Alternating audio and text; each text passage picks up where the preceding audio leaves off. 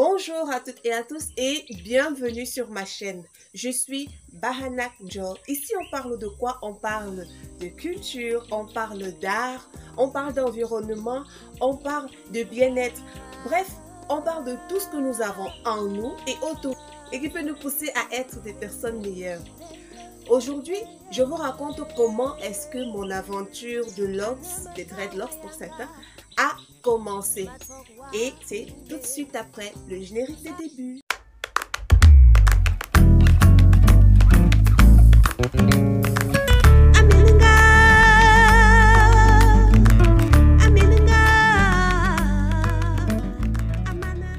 Naturel. Comment est-ce que je garde mes cheveux naturels en dreadlocks? J'avais déjà gardé mes cheveux naturels classiques jusqu'à l'université. À l'université, je subis une petite pression qui fait en sorte on me donne l'impression que je ne suis pas encore devenue adulte parce que je garde mes cheveux naturels. Et j'ai cédé à cette pression-là. J'ai cédé. J'ai défrisé les cheveux. Et quand je défrise, l'expérience n'était pas très bonne. Je n'ai pas vraiment apprécié ce qui s'est passé. C'était, je crois qu'on en reparlera dans une autre vidéo. Et puis je décide donc de changer. Je veux revenir au naturel, mais je n'ai plus envie de les avoir naturels, classiques comme je les avais avant. Et à un moment donné, j'ai même envie de couper. Et puis je me dis non, il y a quelque chose que j'ai toujours eu envie de faire, des dreadlocks. Je commence alors à fouiller sur internet, j'essaye de lire au maximum, par tout ce que je voyais qui parlait des dreadlocks, je lisais, j'essayais de me documenter au maximum.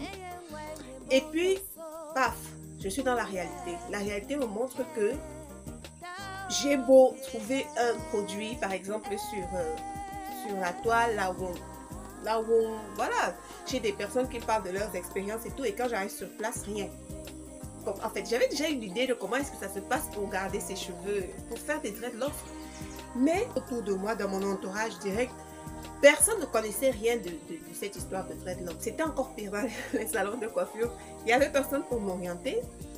Quand j'allais au supermarché pour chercher les produits que je vois souvent dans les différentes vidéos sur Internet, il n'y a rien. Je vois rien, je reconnais rien. Et là, c'était un long périple. Il m'a fallu vraiment beaucoup de persévérance. À un moment donné, qu'est-ce que je fais? Je sectionne mes cheveux. Je dis, de toutes les façons, il va bien falloir que j'y arrive. J'avais une certaine grosseur idéale dans ma tête que je voulais avoir. Et j'avais pas envie que ce soit peut-être le coiffeur ou la coiffeuse qui décide de la grosseur de mes cheveux. Donc, je fais ce qu'on appelle des petits macabos là. J'attrape avec, je crois, c'est les élastiques. Et qu'est-ce que je faisais? C'est que je faisais des tresses au-dessus, c'est-à-dire je me faisais faire des rastas, des tresses au fil, mais bref, je ne peignais plus mes cheveux. Je m'arrangeais seulement à entretenir les différentes sections là. C'est comme ça. Avant ça, j'ai d'abord taillé tout ce qui était défrisé complètement. Quand les repousses avaient déjà atteint une certaine longueur, j'ai taillé tout ce qui était défrisé et j'ai gardé uniquement ce qui était naturel. Et déjà à ce moment, les coiffeuses ne comprenaient pas grand-chose à ce que je faisais. Quand j'arrivais dans le salon de coiffure, je dis ok, voilà ce que vous allez faire. Il fallait toujours que quelqu'un plie la bouche. Mais moi, je ne gérais pas parce que je savais ce que je visais. À un moment donné, je me dis non, il faut maintenant que je trouve comment faire pour que ça devienne des locks. Un jour, je sors, je me dis je vais chercher un salon de coiffure qui peut me le faire, qui peut au moins m'aider à commencer. Je marche. Et puis, à un moment donné, je vois un salon qui avait l'air pas mal. Grand salon, spacieux. Ils avaient l'air d'avoir le matériel dernier cri. Je me suis dit que ça doit être des professionnels. J'entre dans le salon. C'est un homme qui me reçoit. C'est un salon mixte. Je lui explique ce que je veux. Et quand je lui explique, il dit que oui, il comprend. Je m'installe donc. Il voit ma tête et tout. Il a sorti un produit, c'était très pâteux, c'était vraiment épais. Et moi, quand je voyais ça, j'étais un peu dubitative, mais je me suis dit, bon, ok, je vais pas faire un massabito, je vais laisser faire, quoi. Je connais rien encore, j'apprends. Il a mis ce produit sur ma tête et c'était tout blanc. Quand je me suis dit, ok, peut-être parce qu'on vient de mettre ça, cet aspect bizarre, je suis rentrée à la maison. Et quand je regarde ma tête, je ne suis pas satisfaite parce que je me dis, j'ai déjà lu pas mal de documents et ça ne ressemble pas à ce que j'ai souvent vu. Ça ne me convainc pas. Je lave la tête et tout le produit part. Et je me dis, c'est sûr que ce n'était pas le bon produit parce que normalement, ça ne devrait pas partir. Et je me retrouve au point zéro, il faut trouver une solution. Je continue de fouiller, je demande, il y avait même une aînée que je connaissais qui avait déjà des locks à cette période. Je lui demande comment est-ce qu'elle a fait. Elle me dit, non, je roule tous les jours. Non, elle m'a dit, je roule toutes les 2 semaines. Lui, tu roules comment? Non, non, tu parles seulement, on roule toutes les 2 semaines. Elle ne m'explique rien d'autre. Je comprends qu'il ne faut pas que j'insiste, je laisse tomber. J'essaye d'approcher d'autres personnes, mais les gens mystifiaient la chose et je ne comprenais pas.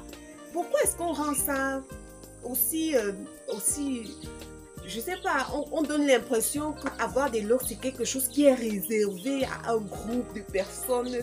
Il faut entrer dans un cercle bizarre. Et moi, j'ai dit, mais non, je veux faire des traitements. J'ai continué de faire. Et en fouillant, j'ai fini par tomber sur quelqu'un d'un peu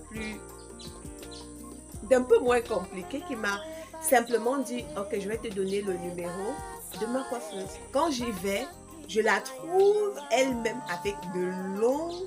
Je crois que c'est à peu près la taille que ça avait à cette période-là, c'est-à-dire c'était au niveau du dos. Et je me suis dit, oui, je suis à la bonne adresse parce qu'elle avait de jolis locks. Déjà, je tiens à noter que locks, c'est un emprunt de l'anglais. Donc, il y a des moments où je vais dire une locks, il y a des moments où je vais dire un locks. Vous allez juste prendre ça comme ça. Elle avait de jolies mèches de locks. Et je me suis dit, ok, c'est bon, j'ai trouvé ici, ça va. Et ça m'a apaisé. Et voilà comment elle commence à s'occuper de mes cheveux. Elle avait vu que j'avais déjà commencé des sections et tout. Donc, ce qu'elle faisait, c'est qu'elle twistait mes cheveux. Après le twist, je passais au séchage pour bien faire sécher le produit et compacter tout. Quand je rentrais de chez elle, je faisais encore des tresses au-dessus. Voilà comment, en fait, je commence. Et j'ai arrêté de les couvrir après à peu près 1 an. 1 an parce que ça avait atteint la longueur qui me plaisait déjà, qui me permettait de les laisser dehors en fait. C'était plus trop court.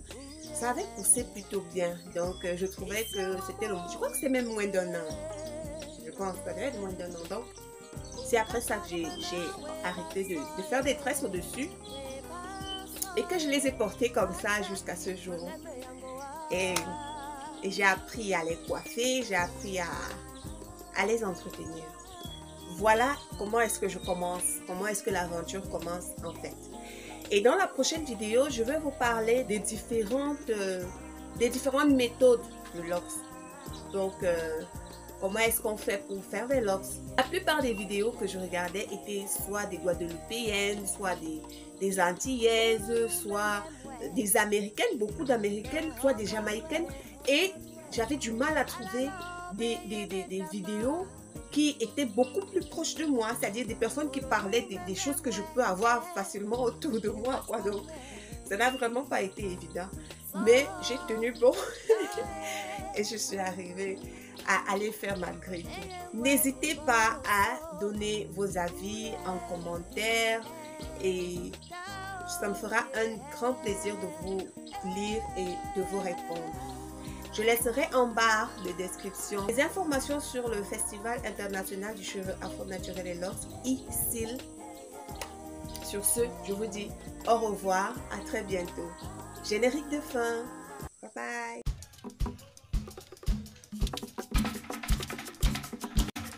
Après la première au Cameroun en 2020, le Festival international itinérant du cheveu afro naturel et dreadlocks ISIL édition 2 dépose ses valises dans un autre pays, le Mali.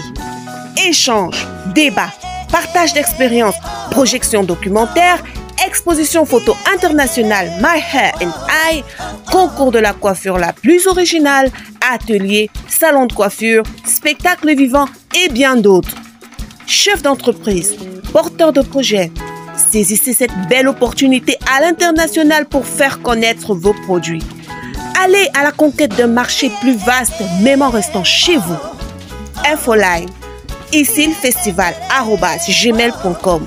WhatsApp, plus 237 6 74 61 72 25.